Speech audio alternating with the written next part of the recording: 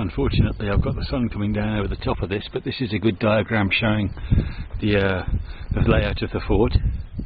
I shall take pictures of all these separate bits so that I can refer to them. And here in particular, I like the definition of all the different features of the fort, like the plan of fire here, which is the upper surface of a parapet. This is a banquette, in other words, a firing platform. X, I don't know what X is, so I have to get back to that. Oh yeah, X is the ditch itself. Then we've got the scarp and the counter scarp, I believe, that's what they're called. Then we've got another firing point here. Over here, we've got the ramp or glacis, which is, I already knew what that was. That's to stop the cannon fire hitting the upper side of the ditch, the wall itself. Yeah, the counter scarp was the outside part. The scarp is the inside part of the ditch, nearest the defensive work. Here's one I wasn't aware of, the berm, the space left between the parapet and the edge of the ditch.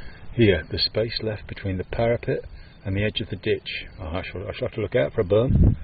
The lower surface of the ditch is referred to as the bed there. I hadn't heard that before. Otherwise, it all seems to make sense. This place was looked after by a brigade belonging to General Pack. I think it was one of the very few places, if not the only place, where there were regular troops permanently installed here rather than Portuguese, well, kind of militia as they called them. They've described the optic telegraph, the apparatus constituting a mast crossed over by a stick to which 7 black signalling balls are connected, used by the codes of condensed language and ciphers in use by the British Royal Navy.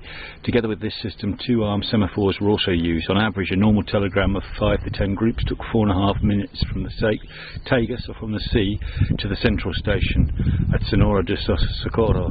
From the Tagus to the Atlantic Ocean took about 7 minutes. Let's go in and have a look. Woohoo!